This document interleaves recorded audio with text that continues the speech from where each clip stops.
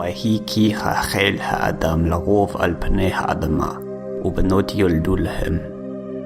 ויראו בני האלוהים את בנות האדם, כי טובות הנה, ויקחו להם נשים מכל אשר בחרו. הנפילים היו בארץ בימים ההם, וגם אחרי כן אשר יבואו בני האלוהים את בנות האדם, וילדו להם, המה הגיבורים אשר מלעולם, אנשי השם. These are the words of an ancient legend recorded in Genesis 6, what many have often considered one of the most perplexing in the Hebrew Bible. Who were these sons of God, and what were the Nephilim, which the Bible says were their offspring?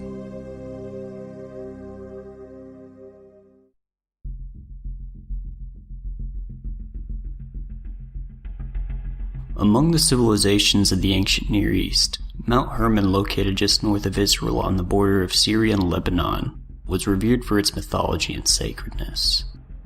In Semitic, its very root haram means taboo or consecrated. Containing at least 30 cult sites, its summit, called in Arabic Qasr Antar, was the highest temple of the ancient world. It was therefore archaeologically monumental when, in 1869, one of Europe's earliest pioneers in biblical archaeology reached its summit to take detailed notes of his observations.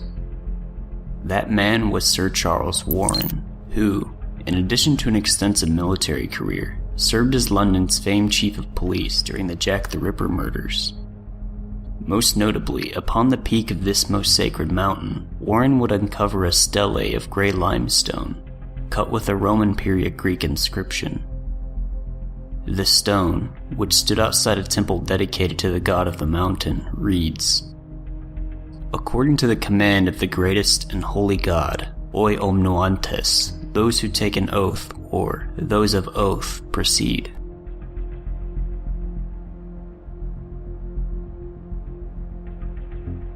Fast forward to early 1947, where a teenage Bedouin shepherd known to his tribe as Muhammad al-Dhibu, or Muhammad the Wolf, is searching for a stray goat along the desolate cliffs of the western shore of the Dead Sea in modern Israel. It is said that, believing his animal to have taken shade in one of the region's caves, he begins throwing stones into them, but instead of the bleat of a goat, the distinct sound of shattering pottery emerged from within its black depths. Spooked that the pottery may indicate the property of some territorial desert genie, it is said that the wolf initially chose to leave it undisturbed. However, he would return the next day with his cousin after his curiosity haunted his sleep all night before. And so, the first collections of the Dead Sea Scrolls were discovered. Among the ensuing finds, in Cave 4, would surface Aramaic fragments of a corpus sacred to many early Jews and Christians, and still revered and preserved in the modern Ethiopic Church. The Scroll of Enoch. The old lore in Enoch's first book of Watchers claims that Genesis 6 refers to a time when divine beings from heaven descended to earth on Mount Hermon in physical form, and produced offspring with the daughters of man.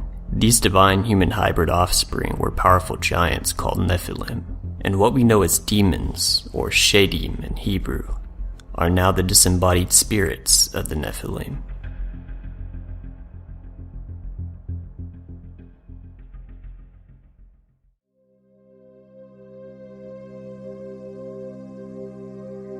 Where the Hermon summit inscription commands initiates to be bound by an oath before entering, it is said that the entities who descended on Hermon also said, "Let us all swear an oath, and all bind one another that we shall not any of us turn aside from this council until we do this deed." Then they all swore together and bound one another by imprecations.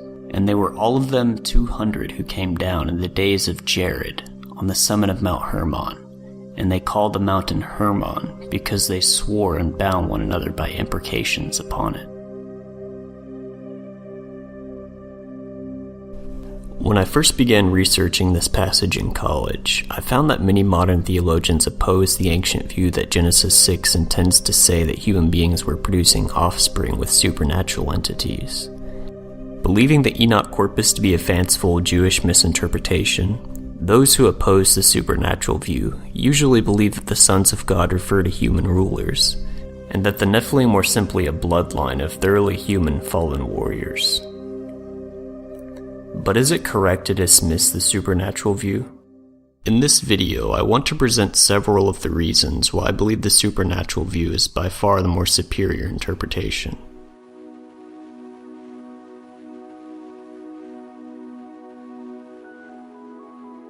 The natural place to begin with the identity of the Nephilim is the etymology of the term. The vast majority of academic dictionaries routinely explain this word as the masculine plural form of the Hebrew verb nephal, which means to fall, in other words, the fallen ones. But the linguist Michael Heiser has pointed out a problem for this view. The word Nephilim occurs 3 times in the Bible. In 2 of these cases, a stem of nun, fe, lamed, for to fall, makes intuitive sense. But in Numbers 13:33, there's a complication with this etymology. There the word is spelled with an extra yod in its center. Biblical Hebrew had no symbols for vowels, so sometimes consonants that double as vowels, like the letter Y, could be used to clarify the presence of a vowel pronunciation in a spelling. In this variant spelling in Numbers 13, we see a scribal gloss, indicating the base word of Nephilim was originally pronounced with a long E. This means that the word Nephilim can't be derived from a verb like to fall, because verbal forms in Hebrew are never spelled this way.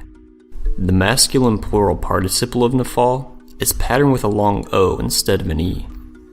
There is, however, an alternative root that does conform to the variant spelling, the Aramaic noun naphil.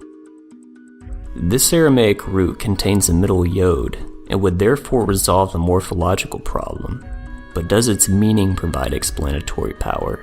The Aramaic word naphil means giant.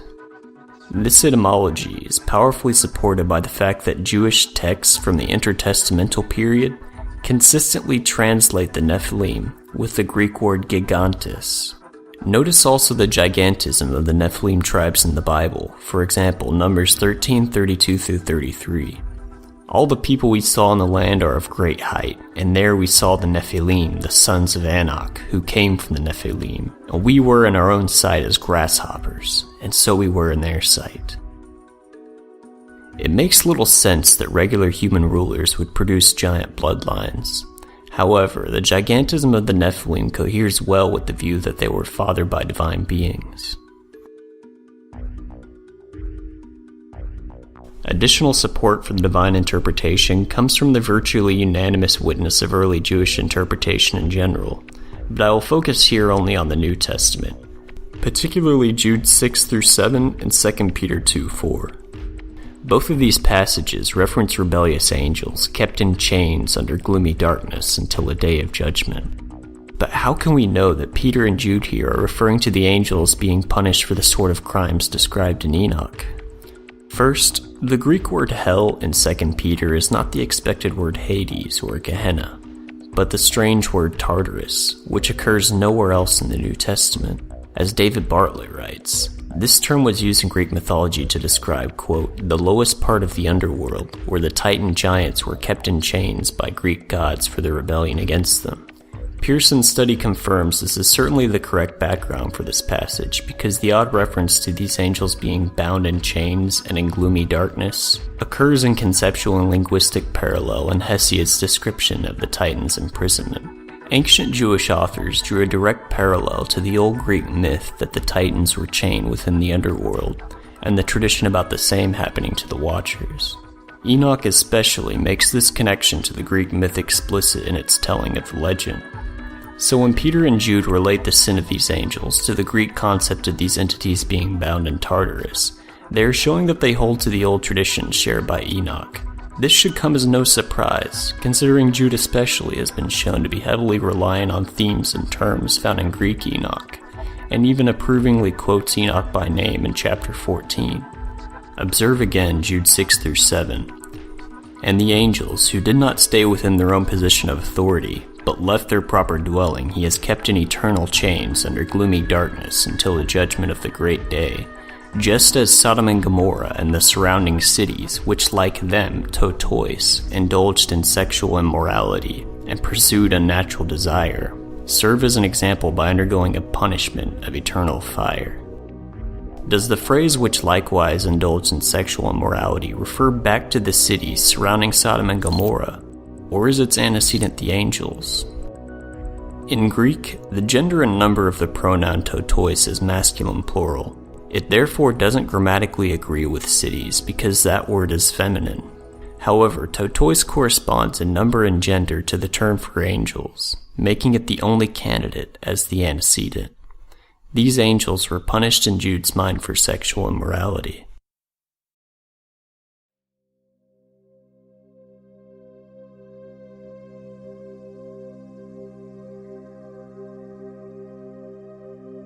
In an article published in the Journal for the Study of the Pseudepigrapha, the Estonian Assyriologist Amar Anis discusses Mesopotamian tablets that allude to a group of deities called Apkallus.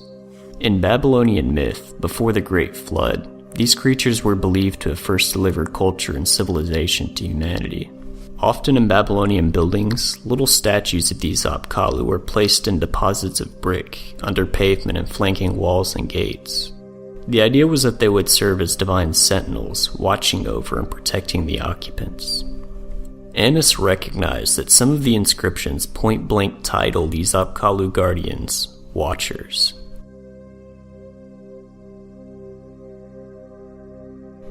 The Watchers are not just found in extra-biblical books like Enoch, but in Daniel 4:13 and 4:17, the Babylonian king Nebuchadnezzar reports visions he had of a, quote, watcher descending from heaven, and the Aramaic of verse 17 likewise pairs the decree of these watchers with the decree of the Kadashin, the Holy Ones, one of the most common titles for the heavenly sons of God.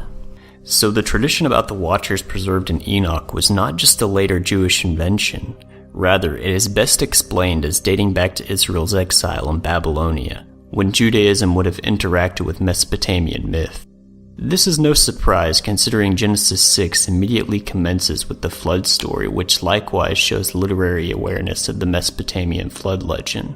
Where mainstream Babylonian religion casts these entities as good benefactors of humanity, the Bible takes a position that they were corrupters of it, that motivated God's bringing of the flood.